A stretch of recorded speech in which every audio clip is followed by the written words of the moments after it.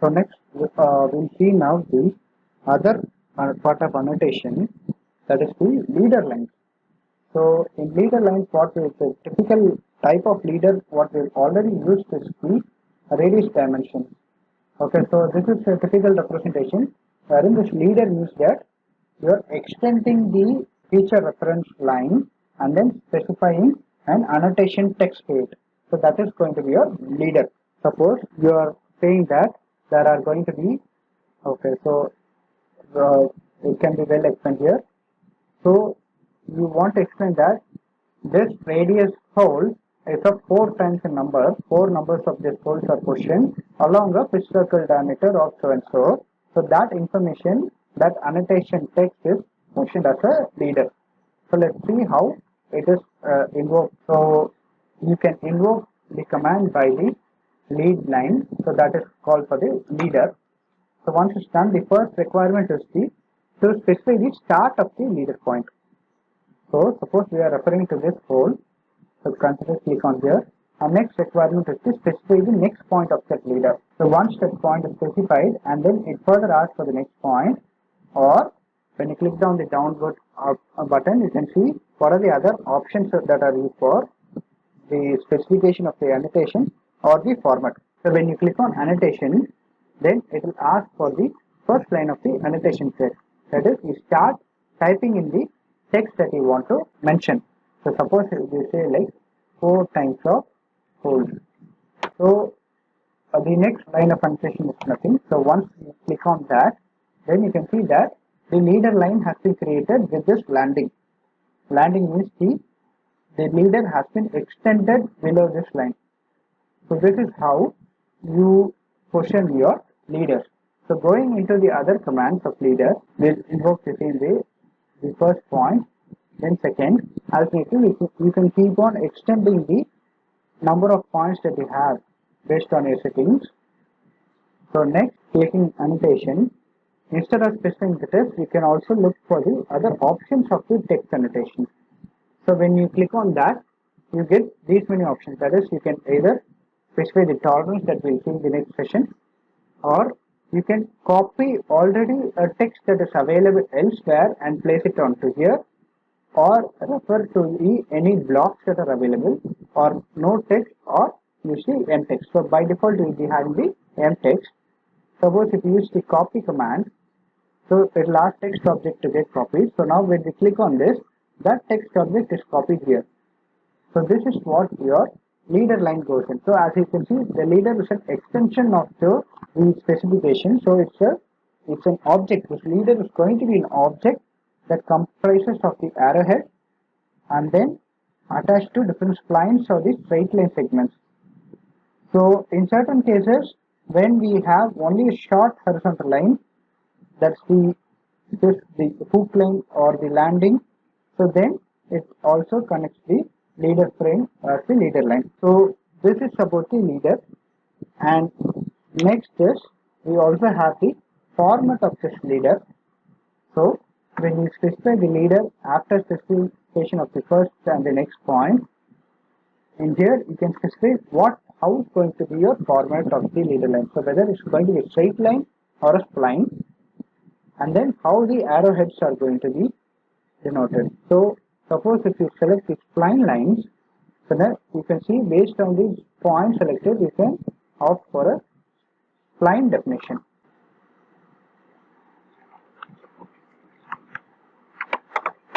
So clicking on enter twice completes the leader line segment. So you can insert one more line here and go for a straight line, but again you can specify how the arrow should be, whether it's there or not. So if you specify none, you do not have an arrow. So you can see that this here in this leader we have specified the format as none, so we do not have an arrowhead here. So this is how you work around the leader line. So next option what we have is a queue leader. So this queue leader command is used to quickly create leaders and also leader annotation without specifying each and every time the annotation or the text command and all. So when we click on quick leader, it again asks for the specific point, the next point, and placing it. So once it's done, it will ask for the prompt that is pre-entered here. So now it is asking for the text width prompt. So suppose if your text width is a requirement is 1, and next what type of annotation it is. So by default it's mtext. So I'm using the same command and then closing it out. So what we need to say here is we use only those properties that we are going to use in the leader in the Skill-Leader command. So by Skill-Leader command we can specify the settings that is available.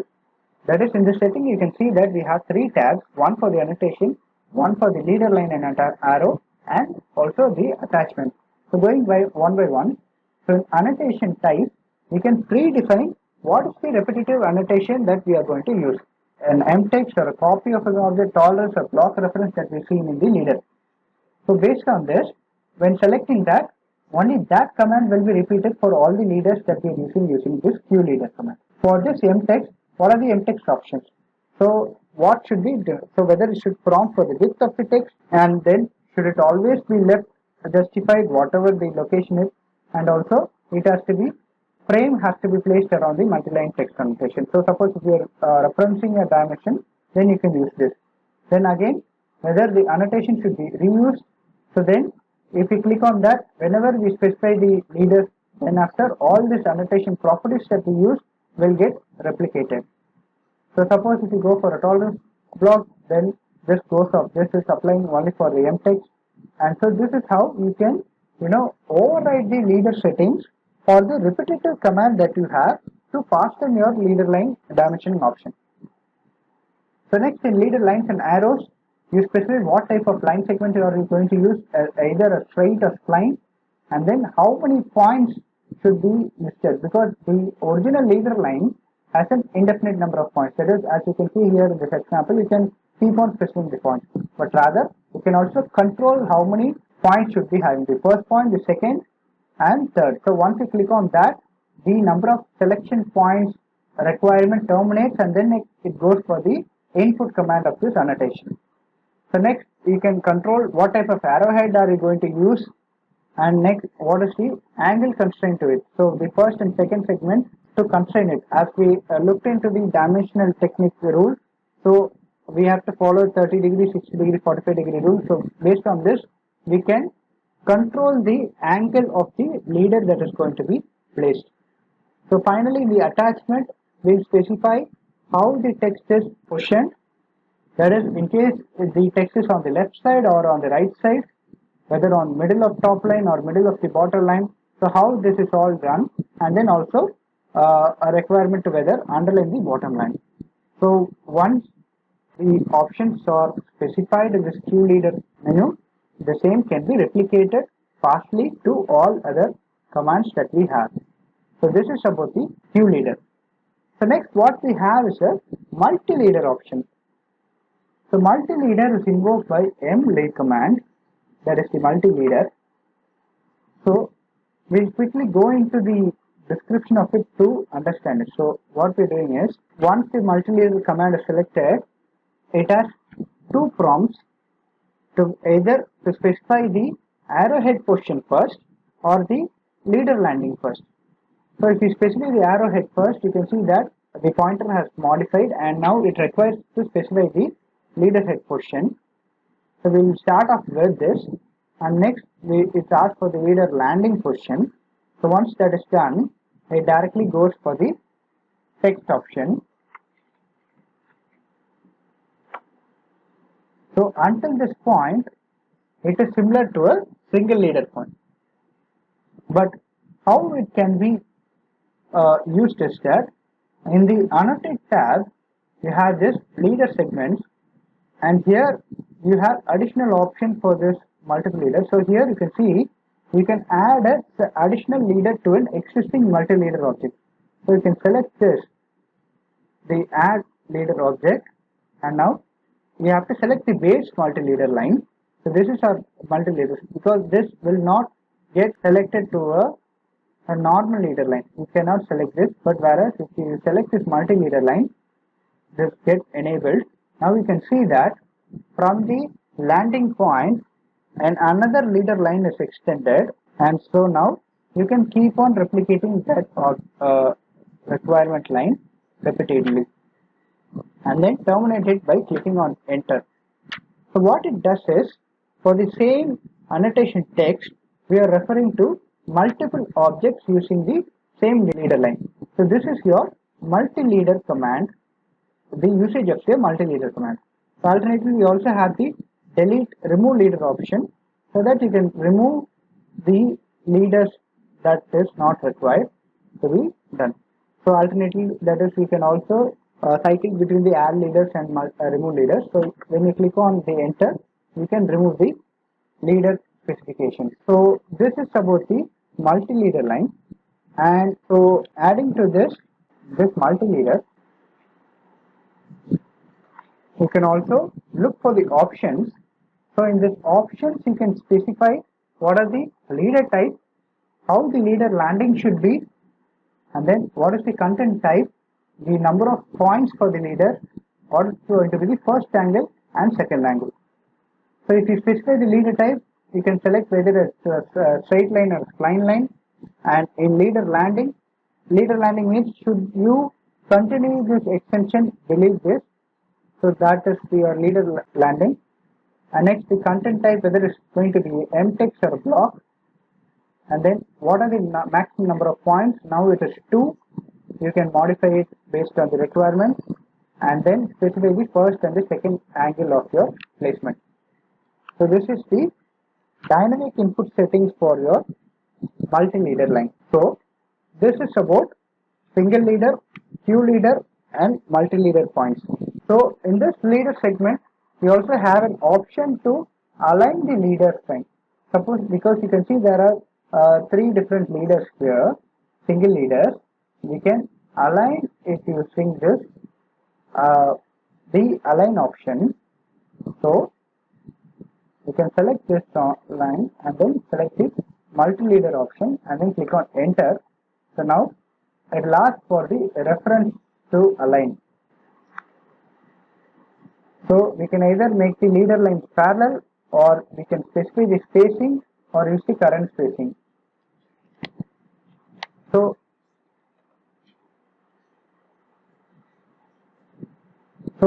suppose if we specify this point, now we have distributed it based on the selected point reference. So likewise,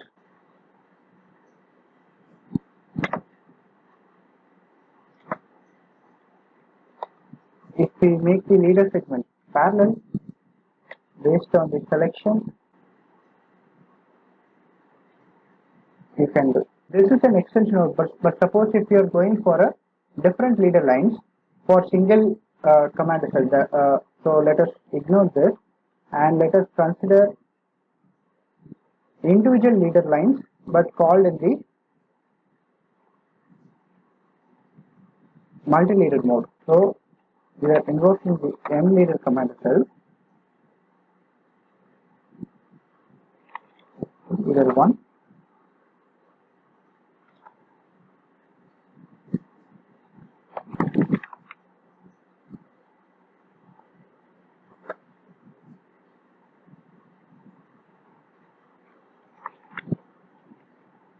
okay. So consider this example.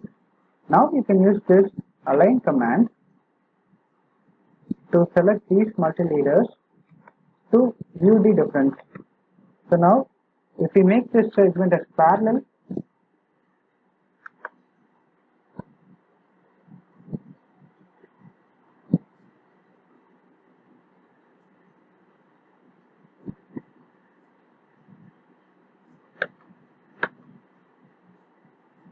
so once you click on the screen with left mode button, you can see that the leaders has been positioned parallel to each other. So the other option is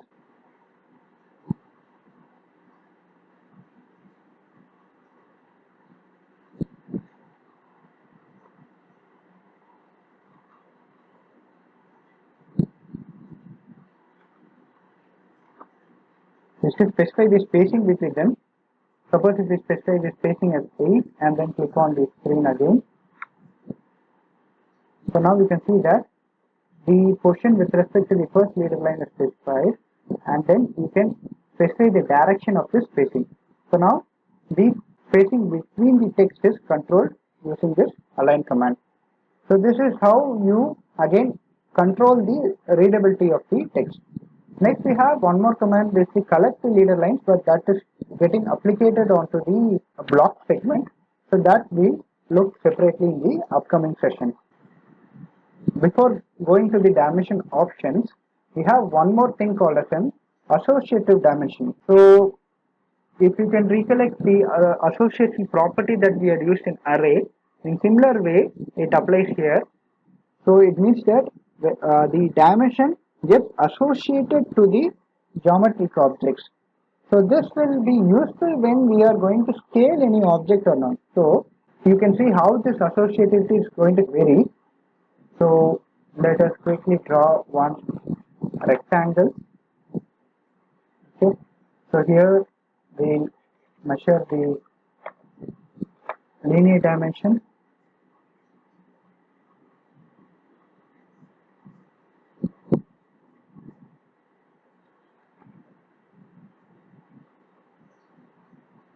And then also we'll measure the dimension aligned.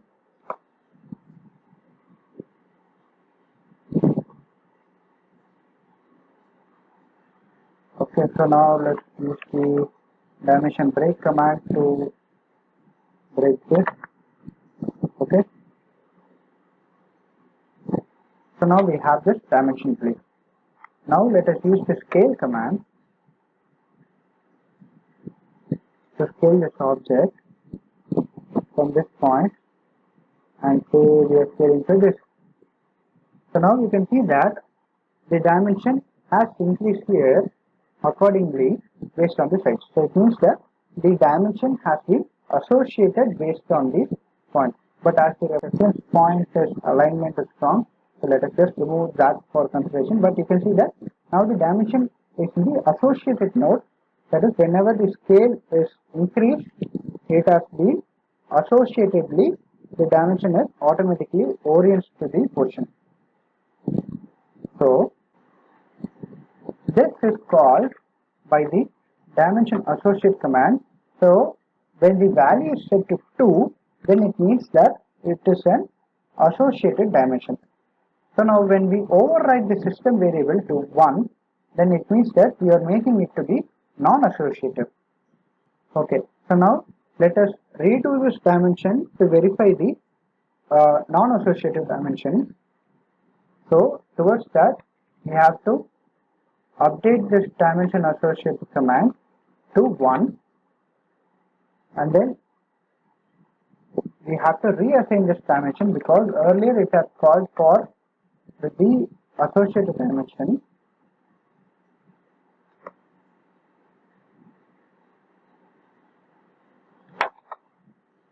So now scaling it out. So now you can see that the dimensions are not associated with this object. So always remember that as it's a system variable, if you do not update this, then it would not reflect in the drawing. So only after updating of the system variables, the properties will get updated. So this is the about the dimension associating. So in certain cases, like we have to change or modify the dimensions. So what we are seeing here. So if suppose we the dimension association is already mentioned in the previous one, and we do not have any new dimensions, then in this case what we can use is we can use the dimension reassociate feature and then select this object.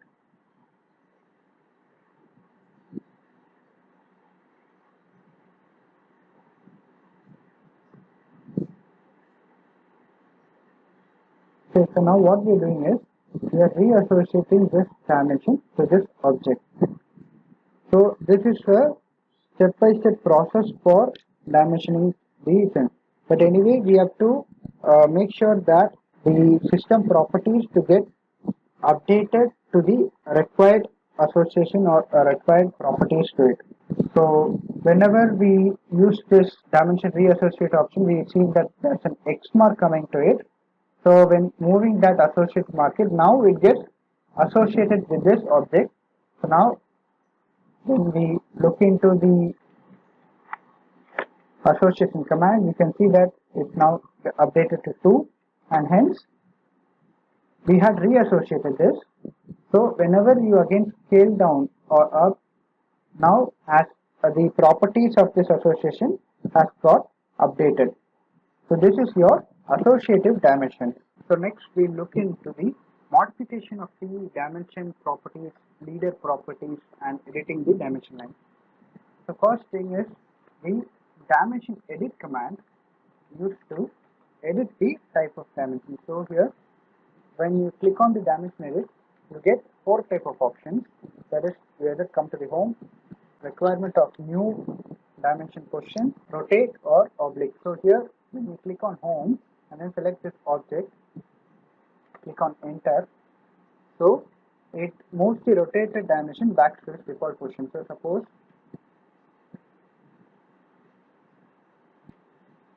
if it's this position, okay, so now we use the dimension edit command and click on home. You can see now the dimension text gets realigned to its original home position of it. So this is your home thing, and suppose if you want to modify the dimension text, then you can go for new command and select the object,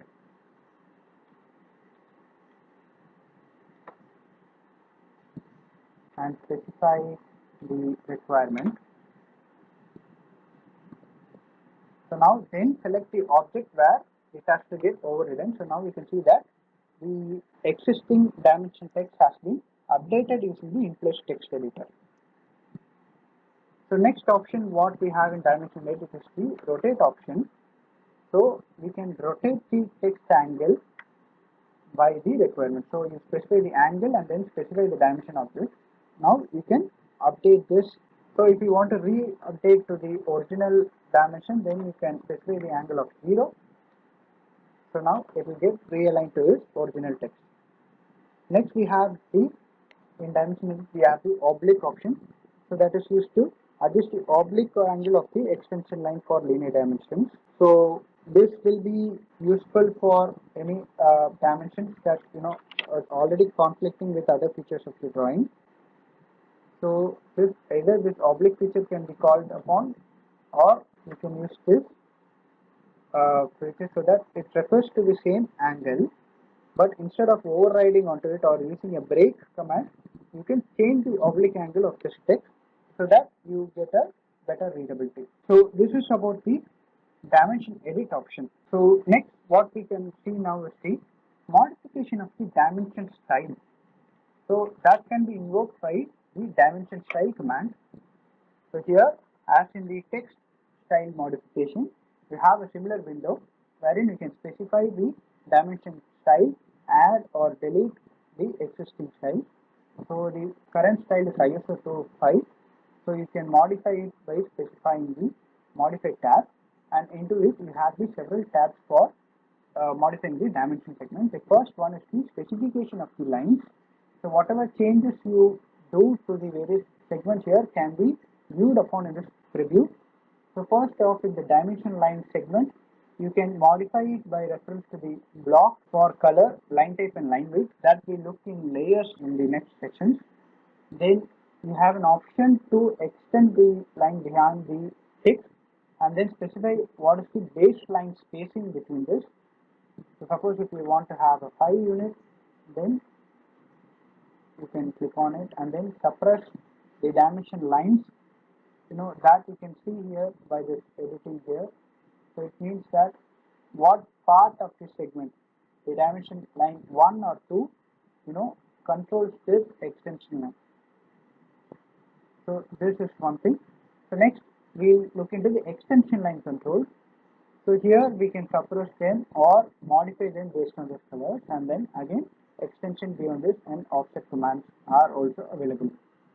So this all controls the lines that is both the dimension line as well as the extension line. So next we have the symbols and arrows.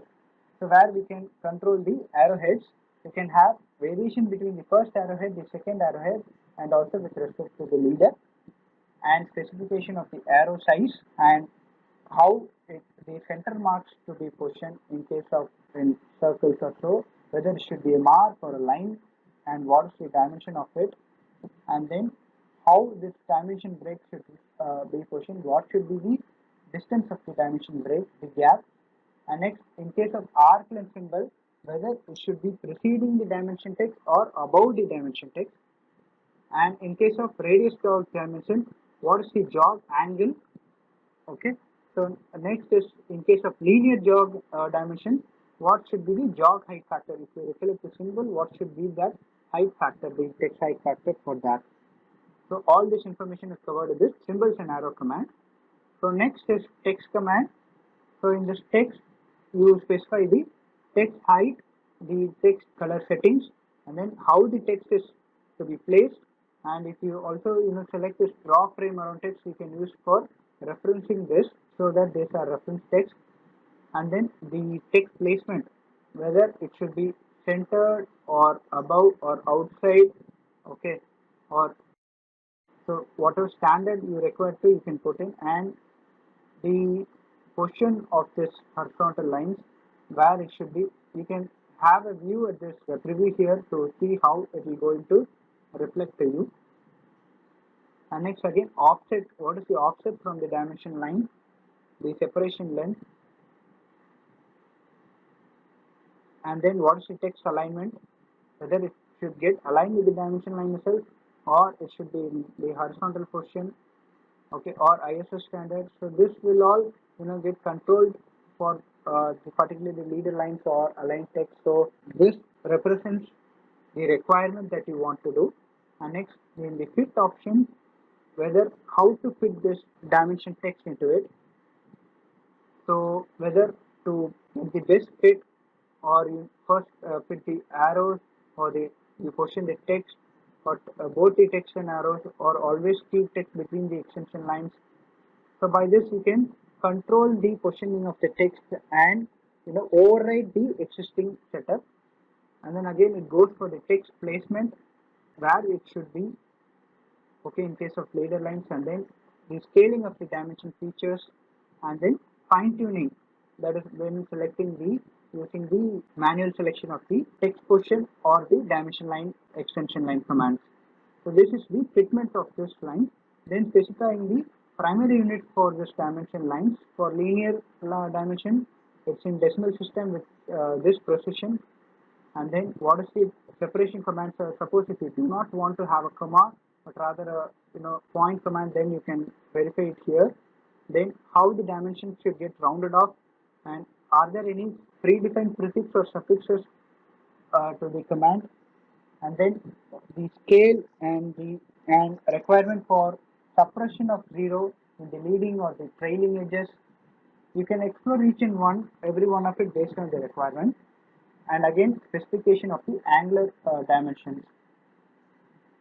So next, specification of alternate units if there is a requirement in that case. So it means that for the same dimension you also mentioned it like mm or inches, or those two kind of alternate units you can specify using this. And then finally this tolerance segment where you can indicate the tolerances. This we'll look into the next segment, but predominantly we'll look into like unilateral, bilateral tolerances. So that you can go here, specify it, and specify the upper lower values so that will get included in it. So the thing is, once you update this, all the commands will get updated simultaneously. So the tolerancing was specified, so all this was updated, and the angle, the specification all got updated here. But rather if you want to just apply to an individual thing, then you can double click on this, or you can select this extend the dimension line, and then go for the quick properties to modify the individual segments. Okay, so instead of doing for a global level. So rather, one thing is quick properties or then going for the properties tab. Here you can modify for this specific dimension alone. You can specify the dimension, position, lines and all those things. So this here you get all the options that you have seen in the dimension style command. But this will get applicated only to that specified dimension. So suppose if you have different tolerancing option requirement for different things, then you can use this individual properties menu to update this. So this is about the dimension style command. So next, so in single leader we had observed that using the setting commands in the dynamic input we can update the options. So in multi-leader we'll see what are the style options that is available. So the initial style manager is similar to what we had in text and dimension style.